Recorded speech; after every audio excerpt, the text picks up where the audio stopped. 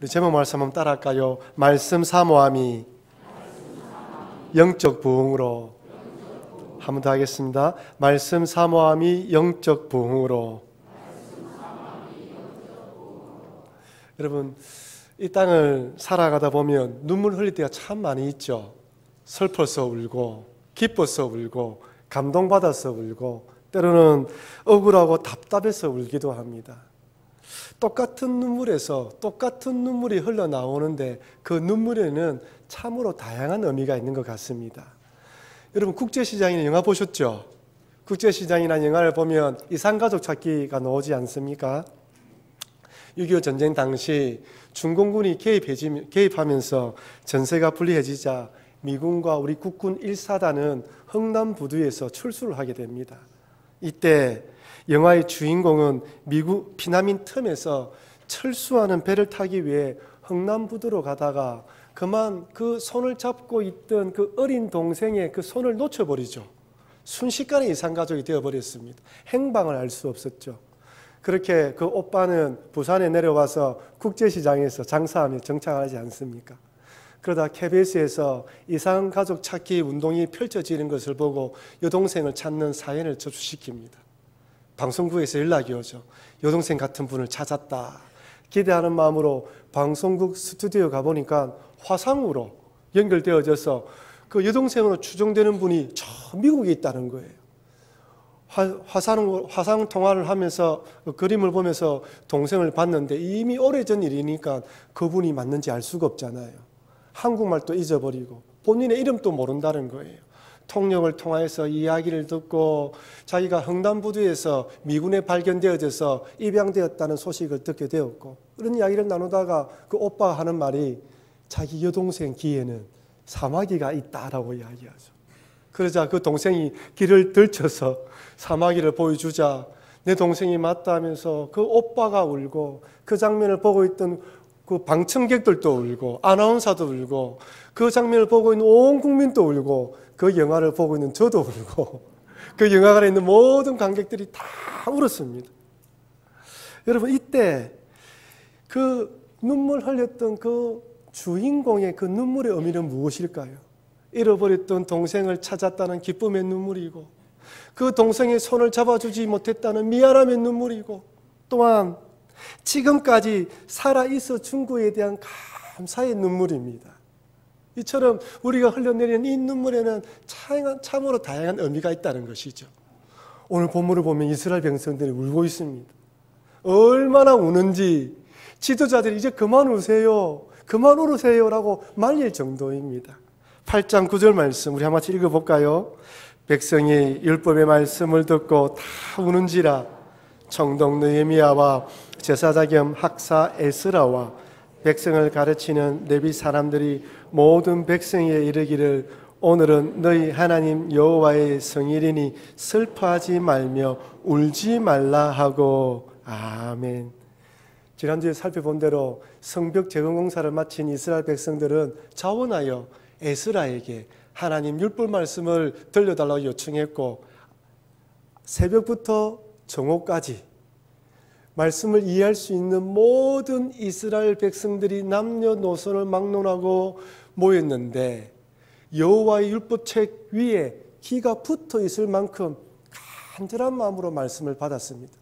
그렇게 말씀을 받자 그 말씀이 이스라엘 백성들의 마음에 감동되기 시작했어요. 딱딱하고 굳어있고 깝깝했던 마음들이 말씀을 받으면서 감동이 되기 시작한 것이죠. 한바탕 울고 끝난 것이 아니라 계속해서 울고 울면서 지도자들이 이제 그만 울어라 라고 말릴 정도였습니다. 여러분, 이렇게 울고 있는 이스라엘 백성들의 눈물에는 어떤 의미가 있을까요? 왜 이렇게 울었을까요? 첫 번째는 회개의 눈물이겠죠. 하나님 말씀을 듣고 깨달아지면서 지금까지 말씀대로 살지 못한 부끄러움의 눈물이며 또한 미안함의 눈물입니다. 여러분, 신자는 하나님 말씀이 가슴에 감동으로 다가오면 그 말씀에 비춰서 자신의 삶을 반추해 보게 되어 있습니다. 말씀이 선포되어지는데 아무 감동이 없다, 둘 중에 하나입니다. 신자인 척하는 사람이거나 아니면 너무 오랫동안 하나님과 멀리 떨어져 있어서 감동을 느끼지 못하는 것이죠. 이렇게 말씀이 감동으로 다가오면 자신을 돌아보게 됩니다. 내가 지금까지 무엇을 위해 살아왔는가? 누구를 위해 살아왔는가? 무엇을 하며 살아왔는가? 돌아보면서 잘못된 것이 무엇인지, 하나님 앞에서 회개할 것이 무엇인지 보게 되는 것이죠. 하나님 말씀대로 살지 못한 자신의 잘못을 회개하기 시작합니다.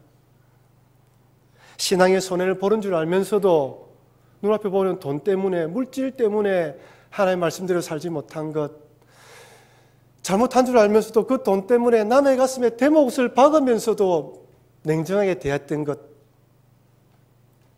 자존심 때문에 고집스럽게 주장했던 것들, 온갖 수치스럽고 창피한 일들이 떠올려지면서 눈물이 흘러나오는 것이죠. 이때는 막을 수가 없습니다. 멈출 수가 없어요. 내 심령 안에 흘러나오는 통안의 눈물이기 때문에 주체할 수가 없는 것입니다. 그동안 보이지 않았던 죄의 실체와 죄에 속아서 살았던 자신의 내면을 정직하게 대면하게 되는 것이죠. 그러니 여러분, 이렇게 하나님 앞에서 회개의 눈물을 흘리는 것이 은혜이며 복인 것을 믿으시길 바랍니다.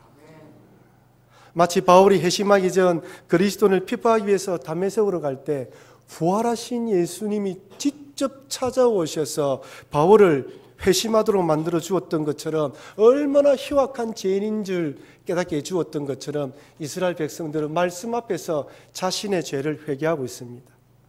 두 번째는 감동의 눈물이겠죠. 이렇게 성도가 자신의 죄를 통해 자복하고 난 뒤에 그 다음에는 하나님 은혜에 대한 감동이 우리 마음속에서 솟아나오게 되어 있습니다. 이런 흉악한 죄인을 구원하여 주신 하나님, 이런 죄악된 나를 지금까지 기다려주시고 은혜 베풀어 주신 하나님에 대한 감동의 눈물입니다. 지난 100여 년 동안 이스라엘 백성들은 성벽 재건공사를 하지 못한 채 제각기 자기 살 길 바쁘게 살아왔습니다. 왕이 하지 말라고 했기 때문에 우리는 성벽 재건공사를 할 수 없다라고 핑계를 대었지만 그들 마음속에는 차라리 잘 되었다. 이제 우리 집을 위해서 내 집을 짓고 좀 내 자식을 돌보자라는 마음으로 100여 년 동안 기다려왔던 것이죠. 그런데 이 하나님 말씀이 깨달아지면서 내 자신을 발견하게 되었고, 이런 흉악한 죄, 이렇게 핑계대고 핑계대는 나 자신을 변함없이 사랑해 주시는 그 하나님 은혜에 감사했던 것입니다. 여러분 자신 한번 잘 돌아보십시오. 믿음이 좋은 척하지만 누구보다 내가 얼마나 약하고 악한지 우리 자신은 압니다. 만약 내가 하나님이었다면 이런 나를 절대로 구원해 주지 않을 것이다 라고 생각될 만큼 악한 생각도 할 때가 있습니다. 우리가 어떤 자인지 예수님의 제자들의 모습에서 한번 찾아보십시오. 예수님의 제자들은 3년 동안이나 예수님과 동고동락하면서 생명의 말씀을 들었고 수많은 이적과 기사를 보았을 뿐 아니라 오병이어의 역사를 눈으로 발견하고 그 현장에 있었습니다. 하지만 예수님을 배반하죠. 절대로 예수님을 배반하지 않겠다라고 맹세했지만 막상 현실에 부딪히자 자기 목숨을 위해서 도망칩니다. 겟세마네 동산에서 예수님이 피땀 흘려 기도하고 난 뒤에 군병들이 잡으러 오자 베드로는 칼을 들고 길을 잘랐지만 다른 제자들은 도망쳤습니다. 그렇게 칼을 들었던 베드로도 대제사장 앞에서 예수님이 신문당하자 3번이나 부인하고 저주하며 모른 척 해버렸습니다. 골고다에서 십자가를 질 때 어떻습니까? 누가 옆에 있었죠? 예수님의 제자 중 한 명인 요한만 있었지 다른 제자들은 다 숨어 있었습니다. 제자들의 이런 비겁한 행동은 예수님이 부활한 이후에도 계속 이어집니다. 제자들이 다락방에 꽁꽁 숨어 있을 때 문을 닫고 창문을 닫고 문을 닫고 숨어 있을 때 예수님이 호련히 등장하시죠. 평안하라 말씀하시고 부활하신 것을 보여주었습니다. 믿지 않는 도마에게는 손바닥에 못자국과 옆구리에 창자국을 보여주면서 증명해 보였단 말이에요. 여러분이 제자들이라면 어떻게 할 것 같습니까? 그러면 부활의 증인으로 살아야죠. 사람들에게 예수님이 부활했다는 것을 증거하며 살아야 되지 않겠습니까? 근데 제자들이 어디로 갑니까? 물고기 잡으러 갈릴리로 가죠. 여러분, 이런 제자들의 모습이 누구의 모습입니까? 우리들은 그렇게 하고 있지는 않습니까? 믿음 있는 척하지만 결정적인 순간에는 예수님을 모른 척하고 또한 부흥의 날 말씀을 들어서 결단하고 또한 주님을 위해서 목숨을 바치겠다라고 결심하지만 참 막상 현실 앞에 부딪히게 되면 베드로처럼 다른 제자들처럼 뒤로 숨고 도망칠 때도 많지 않았습니까? 내 마음에 들고 내 뜻대로 잘 풀리면 감사함으로 신앙생활을 하다가 내 생각대로 내가 원하는 대로 되지 않으면 풀이 주고 마치 하나님께서 계시지 않는 것처럼 참 그렇게 신앙생활할 때도 있었습니다. 이 정도로 형편없고 가망 없다면 이런 제자들이고 이런 우리들이라면 여러분이 하나님이라면 어떻게 하시면 되겠습니까? 제가 하나님이라면 포기할 것 같아요. 이만큼 해주는데도 돌아오지 않는데 이제 그만두겠다, 모르겠다 내팽개칠 것 같습니다. 근데 주님이 찾아오셔요. 이런 제자들과 우리들을 예수님께서는 포기하지 않으시고 찾아오십니다. 제자들이 갈릴리에서 물고기 잡으러 가실 때 물고기를 많이 잡았습니까? 아니죠. 밤새 그물질을 했는데 물고기를 잡지 못했습니다. 그때 예수님이 해안가에 숯불과 물고기와 떡을 준비하고 기다리고 계셔요. 밤새 그물질 하느라고 피곤에 쩔은 그리고 배고픈 제자들을 위해서 음식을 준비하신 분이 우리 예수님이십니다. 요한복음 21장 9절 말씀 같이 한번 읽어볼까요? 육지에 올라보니 숯불이 있는데 그 위에 생선이 놓였고 떡도 있더라. 도망치고 제갈길 가는 제자들과 달리 예수님은 그럼에도 그들이 있는 그 현장에 따라가셔서 사랑의 추격자로서 따라가셔서 그들에게 은혜를 베풀어 주고 있습니다. 이렇게 찾아오신 예수님께서 오늘도 여러분과 저를 찾아오십니다. 말씀으로 예배 가운데 찬양으로 성도 간의 교제를 통하여 그럼에도 내가 너희를 사랑한다. 그럼에도 내가 너희와 함께 있다라고 말씀하시면서 찾아오시는 것이죠. 이사야서 49장 13절에 이렇게 말씀합니다. 하늘이여 노래하라. 땅들이여 기뻐하라. 산들이여 즐거이 노래하라. 여호와께서 그의 백성을 위로하셨은즉 그의 고난당한 자를 긍휼히 여기실 것임이라. 아멘. 우리 하나님은 백성을 위로하십니다. 고난당한 자를 긍휼히 여기십니다. 아무리 힘들고 어려울지라도 여호와 하나님께서 자신의 백성을 위로하시고 긍휼히 여기시기 때문에 기뻐하고 노래하라고 말씀합니다. 이스라엘 백성들은 깨달았던 거예요.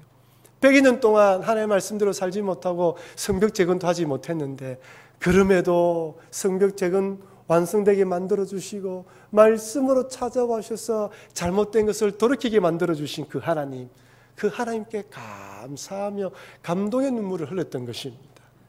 여러분, 우리 하나님 이런 분임을 잊지 마시길 바랍니다. 세 번째는 결단의 눈물입니다. 여러분 어떻습니까? 죄를 회개하고 은혜 받으면 이제부터 하나님 말씀대로 살겠다고 결단하죠. 결단의 눈물을 흘립니다. 그럼 동물의 왕국 보면 그 새끼 원숭이가 엄마를 딱 안고 있는데 어떻게 안고 있습니까? 이 엄마가 나무와 나무 사이로 뛰기 때문에 떨어지지 않으려고 꽉 안고 있죠. 이런 결단입니다.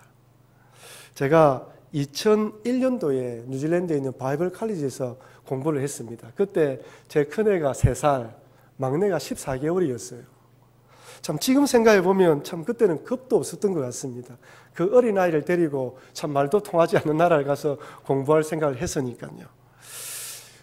2001년도 가서 그 다음 해인지 그 2년 후인지 모르겠는데 방학이 되어서 같이 공부하는 전도사님의 두 아이들과 우리 아이 둘이 데리고 저와 저 아내가 공원을 가게 되었어요.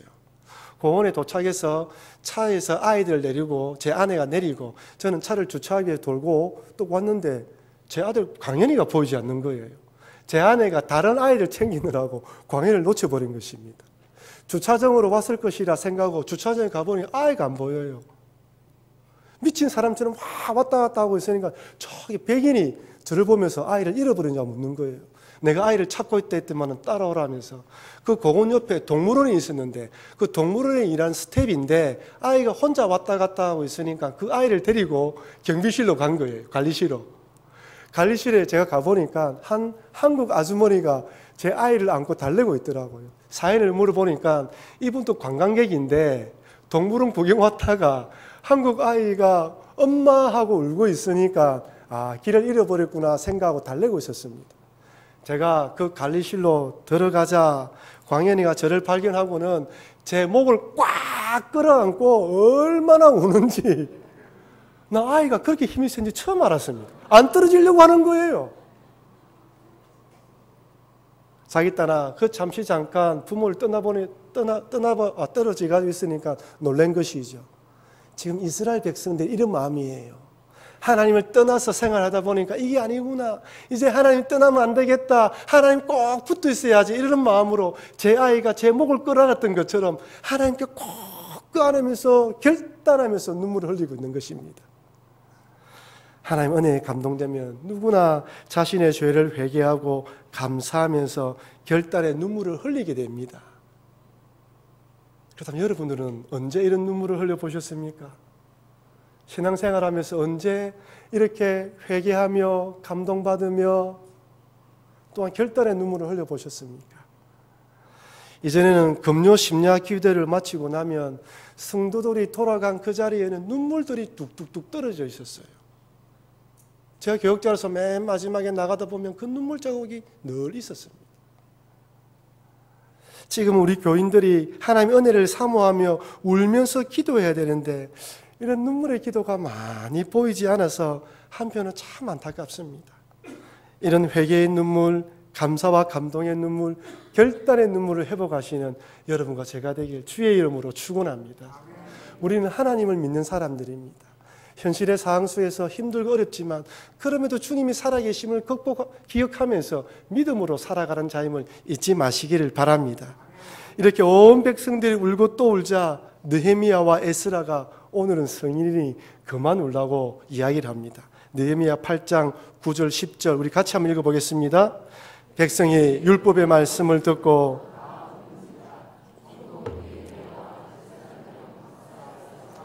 백성을 가르치는 레위 사람들이 모든 백성에게 이르기를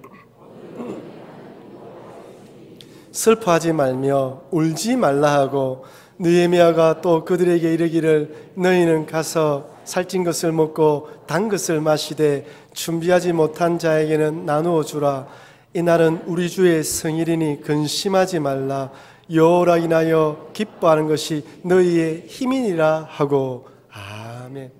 지금 이스라엘 백성들은 유대인 종교력으로 7월 1일 나팔절 절기로 모였습니다. 나팔절을 지키기 위해서 모였고 말씀을 들었고 울었습니다. 그런데요, 종교력으로 이 7월 달에는 이스라엘 백성들은 절기가 3가지가 있어요. 하나는 나팔절, 10일 후에 있을 대속죄일, 15일 후에 있을 초막절이 있습니다. 그런데 7월 달은 중요한 날이에요. 그렇다면 왜 하나님께서는 이스라엘 백성들에게 이렇게 절기를 주시면서 절기를 지키라고 하신 것일까요?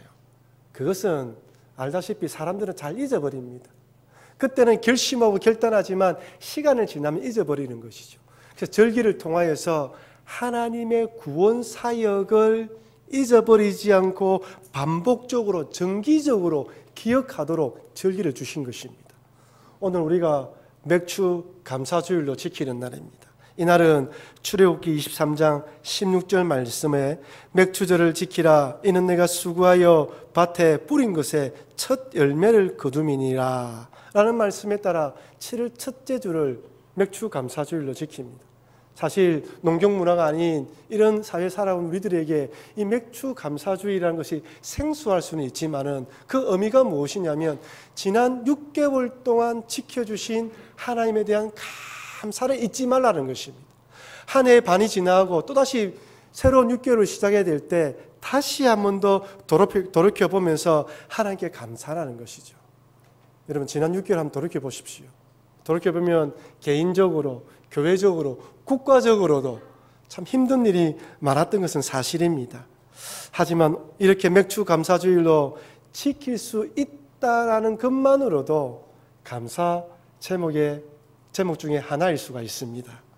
아울러 아무리 힘들고 어려워도 이것 또한 지나가리라는 말처럼 우리의 남은 생애 동안 하나님께서 지켜주신다는 믿음으로 살아가시는 여러분과 제가 되기를 바랍니다.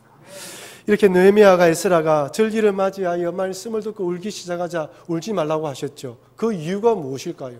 두 가지 이유가 있습니다. 첫째는 성일은 즉 안식일과 절기는 여호와 하나님으로 기뻐하는 날이기 때문입니다. 여러분 우리가 주일로 모였지 않습니까? 이 주일날 하나님의 말씀을 듣고 또한 여러분이 예배 전에 딱 이 자리에 앉아서 지난 일주일 동안 삶들을 돌이켜보잖아요. 이런 일 저런 일 아이고 이렇게 하지 말아야 되는데 이런 말은 하지 말아야 되는데 라면서 회개하고 또한 기도합니다. 그런데 여러분 이 주일날 성일날 절기는 회개만 하고 끝나는 날이 아닙니다. 회개의 눈물을 흘리고 통에 자복하고 난 뒤에 반드시 기뻐함으로 연결되어야 되는 것이죠. 유대인들은 안식일을 일요일 지킵니까? 토요일로 지킵니까? 토요일로 지키죠. 하나님께서 천지를 창조하시고 난 뒤에 안식하신 그날을 토요일로 기준으로 잡고 이들은 지킵니다. 우리들은 그리스도인들은 주일날을 일요일을 주일로 지킵니다. 그 이유가 무엇입니까? 하나님께서 아름답게 세상을 창조하셨지만 죄로 인하여 온 세상이 멸망당할 수밖에 없자 하나님의 아들인 예수님께서 육신의 몸을 입고 이 땅에 오셨고 우리를 위하여 십자가에 돌아가시고 난 뒤에 부활하신 날이 주일입니다. 그러니 천지를 창조하시고 난 뒤에 온전히 인류를 구원하신 구원의 완성이 주일로 끝나는 거예요. 그래서 우리는 예수 그리스도의 부활을 믿기 때문에 토요일이 아닌 주일로 안식과 함께 구원의 완성으로 주일을 지키는 것입니다. 유대인들은 지금도 예수님은 구주를 믿지 않잖아요. 그러니까 토요일을 지키는 것이죠. 그러니 이 주일은 기쁜 날입니다. 내 죄를 위하여 십자가에 돌아가신 예수님의 은혜를 기억하며 기뻐하며 감사하는 날이죠. 그러니 여러분 주일날에 교회 와서는 교회 오기 전에 이런 일 저런 일 가정에서 이런 사소한 말다툼으로 속이 상할 때도 있지만 예배드리고 난 뒤에 교제 나눌 때는 기뻐해야 됩니다. 내가 구원받은 하나님 백성으로서 즐거움으로 살아가야 되는 것이죠. 그래서 10절 하반절에 이렇게 말씀하십니다. 이날은 우리 주의 성일이니 근심하지 말라. 여호와로 인하여 기뻐하는 것이 너희의 힘이니라 하고. 우리 같이 한번 읽어볼까요? 이날은 우리 주의 성일이니 근심하지 말라. 여호와로 인하여 기뻐하는 것이 너희의 힘이니라 하고. 아멘. 그럼 여러분 주일날에는 여호와로 기뻐하는 것이 또한 여호와로 즐거워하는 날이라는 것을 잊지 마시길 바랍니다. 두 번째로 이렇게 느헤미야가 에스라가 백성들에게 울지 말라고 한 것은 성일은 여호와 하나님으로 참된 교제를 나눈 날이에요. 성도 간에 즐거워하는 날입니다. 우리 12절 말씀 같이 한번 읽어볼까요? 모든 백성이 곧 가서 먹고 마시며 나누어 주고 크게 즐거워하니 이는 그들이 그 읽어준 말을 밝히 알미라. 주일에는 기뻐하면서 서로 교제를 나눕니다. 기뻐하고 즐거워하고 있죠. 여러분 여기서 나누어 주고라는 히브리어 원뜻이 재미가 있어요. 여기 나눠준다고 했을 때 이 나눠주는 것은 그냥 아무거나 이걸 나눠주는 것이 아니라 가장 귀한 것을 나눠주는 것을 의미합니다. 제사용법에서 제사장들에게 레위인들에게 제사를 드리고 난 뒤에 그 제사장이 목을 주잖아요. 그때 목을 줄 때 가장 귀한 것을 드린다 할 때 이 단어를 사용합니다. 그러니 함께 공동체 생활하는 백성들 가운데에 가난하고 못 사는 이런 형제들에게 먹다 남은 것, 찌끄레기 이런 걸 나눠주는 것이 아니라 제사장이 주는 것처럼 그런 귀한 것들을 서로 나눠 먹으라는 거예요. 여러분 지금은 거지라는 말을 많이 사용하지 않죠. 노숙자라는 말을 많이 사용하는데 예전에 거지가 있을 때 거지들 사이에는 이런 말이 있었다고 합니다. 가난한 집에서 동량해서 먹을 때는 그 가난한 집에서 동량해서 그냥 먹고 바로 먹고 부자 집에서 주는 밥은 삶아서 먹어라. 그 의미를 알겠습니까? 가난한 집에는 가난하기 때문에 딱 그때 먹을 것 아니 모자란다는 것이죠. 그래서 자기 먹을 것을 동량해 주는 거예요. 하지만 부자들은 먹고 남은 것, 옛날에 냉장고가 있었습니까? 먹고 남은 것 중에 상하거나 맛이 살짝 갈만한 것을 거지들에게 주는 거예요. 그러니 초짜 거지는 그거 먹고 배탈 나는데 오랫동안 거지 생활한 사람들은 그 밥을 삶아서 먹었다고 합니다. 그런 걸 주지 말라는 거예요. 형제들과 나눌 때는 귀하고 값진 것, 귀한 것을 나누라고 이야기를 합니다. 이렇게 성인에는 기뻐하고 즐거운 교제를 나누기 위해서 즐거워하라고 말한 이 이스라엘 백성들에게 마지막으로 이 이스라엘 백성들이 초막절을 지킵니다. 즉 하나님의 말씀을 듣고 감동받고 난 뒤에 울면서 기도했던 결단했던 이스라엘 백성들이 이제는 순종으로 연결합니다. 8장 14절 말씀입니다. 율법에 기록된 바를 본즉 여호와께서 모세를 통하여 명령하시기를 이스라엘 자손은 7째 달 절기에 초막에서 거할지니라 하였고, 이렇게 말씀을 듣고 난 뒤에 더 말씀이 궁금해졌어요. 그래서 에스라에게 초막절을 어떻게 지키는지 설명해 달라고 이야기를 하자 이렇게 저렇게 지키라고 이야기를 합니다. 여러분, 이스라엘 유대인들은 지금도 초막절을 지켜요. 아파트에 살고 있으면서도 그 베란다 있죠. 베란다에 이렇게 풀로 꾸미기도 하고 아파트 주차장에다가 이렇게 천막을 쳐서 꾸미기도 합니다. 여러분, 말 그대로 이 초막은 풀로 엮는 거예요. 여러분, 풀은 기껏해야 4, 5일, 길면 일주일이죠. 그 초막 안에 들어가서 무슨 생각을 할까요? 광야 40년 동안 지켜주신 하나님의 감사의 고백을 올리겠죠. 그리고 또 하나 더 있습니다. 풀이 시들어가는 것을 보면서 무슨 생각을 했을까요? 그렇구나, 내 인생이 풀과 같이 한때이다. 지금 경제적으로 부하고 잘 산다고 교만하지 말고 힘들다고 어려워하지 말고 매일매일 주를 바라봐야 되겠구나라고 결단했던 것입니다. 얼마나 이스라엘 백성들이 초막절을 잘 지켰는지 성경은 이렇게 말씀합니다. 느헤미야 8장 17절 말씀 같이 읽어볼까요? 사로잡혔다가 돌아온 회중이 다 초막을 짓고 그 안에서 거하니 눈의 아들 여호수아 때로부터 그날까지 이스라엘 자손이 이같이 행한 일이 없었으므로 이에 크게 기뻐하며. 아멘. 초막절을 지켰는데 이렇게 올바르게 정확하게 지금까지 지킨 일이 없었다라고 이야기를 합니다. 감동받고 감사하면서 결단하면서 순종하고 있습니다. 사랑하는 성도 여러분, 성벽제에 응한 이스라엘 백성들이 말씀을 사모했고 그 결과로 영적 부흥이 일어나고 있습니다. 말씀에 감동되어 회개의 눈물, 감동의 눈물, 그리고 결단의 눈물을 흘리면서 서로 여호와로 기뻐하면서 서로 좋은 것으로 나누어 주면서 즐거운 교제를 누리고 있습니다. 교제에서 끝난 것이 아니라 초막절 하나님의 말씀에 순종하면서 나아가는 모습을 볼 수 있습니다. 여호수아 때부터 그날까지 이렇게 행한 일이 없을 정도로 순종한 영적 부흥이 일어났던 것이죠. 이처럼 지금은 우리 각자의 심령에, 우리 교회에, 또한 대한민국에 세워진 각 교회마다 이런 영적 부흥이 일어나야 할 때입니다. 종교개혁이 일어난 지 500주년이 되는 올 한 해, 여러분 내 심령의 영적 부흥을 위해서 기도하시며 사모하시는 여러분과 제가 되기를 바랍니다. 이 어려운 시기, 이 어려운 때를 이겨나갈 수 있는 방법은 정권이 바뀌고 대통령이 들어선다고 되는 것이 아닙니다. 하나님의 말씀이 내 안에 새겨지고 그 말씀에 감동받는 그날, 그 말씀으로 기뻐하고 즐거워하는 그 영적 부흥이 일어날 때 이런 일이 가능한 일 잊지 마시고 이를 위해서 내 스스로의 영적 부흥과 땅에 세워진 교회와 또한 나라들을 위해서 통성으로 기도하며 달려가시는 여러분과 제가 되기를 바랍니다.